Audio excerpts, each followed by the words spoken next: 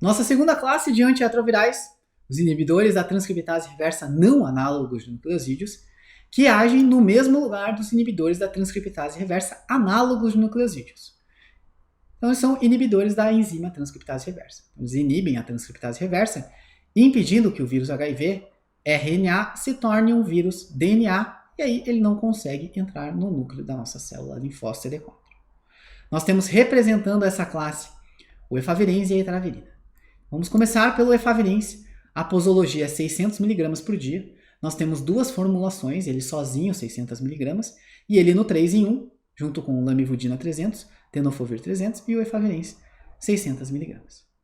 E o efavirenz, o 3 em 1, ele foi o nosso tratamento de escolha até 2017. E aí nós mudamos em 2017 para o dolutegravir, que é um inibidor da integrase. E por que nós fizemos isso? Por dois motivos. Então, o primeiro motivo é que o efavirenz, ele causa muito efeito colateral. E esse efeito colateral que o efavirenz ele causa são esses efeitos colaterais aqui no sistema nervoso central. Então, a pessoa ela tem sonhos anormais, que nós chamamos de sonho vivo, tontura, dor de cabeça, sensação de ressaca. Se ela tem sintomas depressivos, pode piorar. Se ela tem sintomas de ansiedade, pode piorar. E existem estudos até que mostram um risco aumentado de suicídio. Então ele mexe mesmo com o nosso sistema nervoso central. E o que acontecia? Naquela época, a pessoa, muitas pessoas, elas fazem o diagnóstico com nenhum sintoma. Ela vai lá fazer um exame de rotina do HIV e dá positivo, e ela não tem nenhum sintoma. E o que acontecia naquela época? A pessoa fazia o diagnóstico, e aí ela tinha indicação de fazer o tratamento. Ela começava a tomar o efavirenz. O que acontecia? Ela começava a ter efeitos colaterais. Começava a ter sintomas que antes ela não tinha. O que ela pensava? Esse medicamento está me matando. Vou parar de fazer o tratamento. E as pessoas abandonavam o tratamento por causa dos efeitos colaterais do efavirenz. Esse é um dos motivos. Segundo motivo. Existe um conceito que se chama barreira genética. Esse conceito, essa barreira genética, que eu vou explicar aqui de forma bem resumida, é a capacidade do antirretroviral suportar que o paciente, que a pessoa, faça o tratamento de forma errada, irregular. Existem aqueles antirretrovirais que, por exemplo, o vírus precisa sofrer 4 mutações para o vírus ficar resistente àquele antirretroviral. E existem antirretrovirais que precisa só uma mutação e aí aquele medicamento já não funciona mais. Quanto mais mutações, maior é a barreira genética e mais difícil é o vírus sofrer mutações e ficar forte contra aquele antirretroviral. Porque para o vírus sofrer uma mutação, ele demanda um esforço muito grande dele. E aí existem aqueles que o paciente ele toma ali irregular algumas vezes ou ele abandona o tratamento uma vez só, o vírus já sofre mutação e aquele antirretroviral deixa de funcionar. Então, o efavirenz, ele é um medicamento, um antirretroviral, que tem uma barreira genética baixa.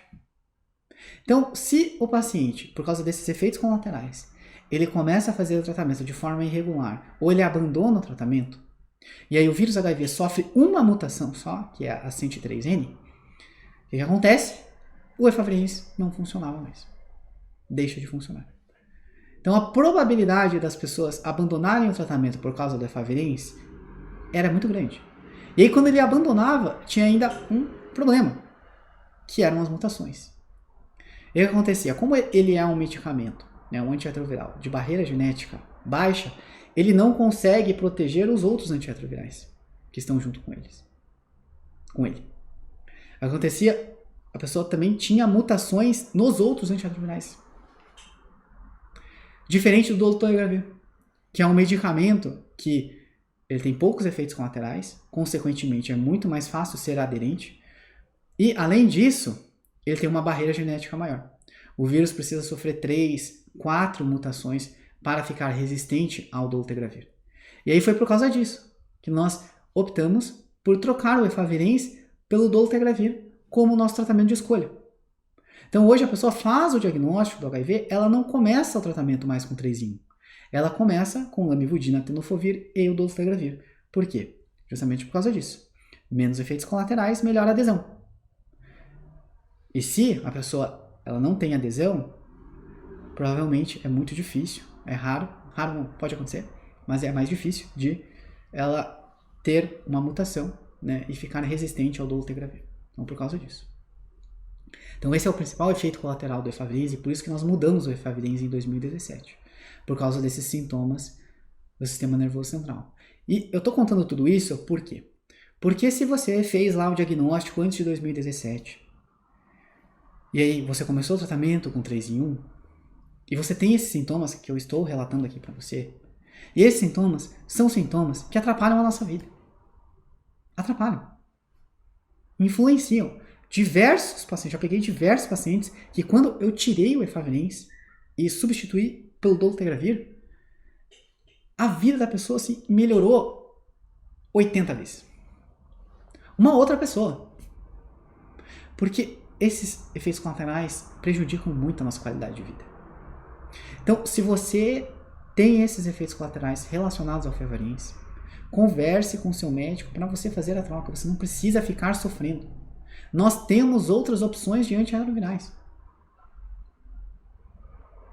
Então, faça a troca se você tem. Se você usa o efavirenz, você não tem esses efeitos colaterais, mas você tem uma predisposição a ter depressão, ansiedade, qualquer outro problema psíquico, troque o efavirenz. Nós temos opções melhores. Além disso, o efavirenz ele pode aumentar o LDL e triglicerídeos, então alterar ali o metabolismo do colesterol, pode causar lipodistrofia, apesar de ser bem raro. Se nós comparamos o efavirenz com AZT, a probabilidade do AZT causar lipodistrofia é extremamente maior. E aumento do intervalo QT, que é uma coisa lá do nosso coração. Não vou entrar aqui em detalhes. Considerações, então, a baixa barreira genética, que foi o que eu expliquei anteriormente.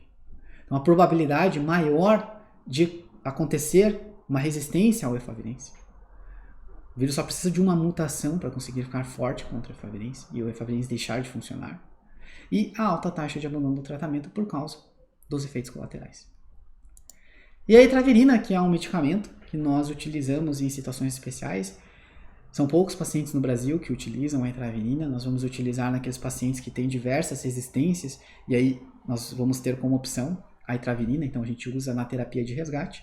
Nós temos a posologia de 400 mg por dia, e nós temos o comprimido de 200 mg. Efeitos importantes pode ter, né, desencadear a alergia, uma reação de hipersensibilidade em algumas pessoas. E considerações, então, importantes é usado na terapia de resgate, que foi o que eu citei anteriormente.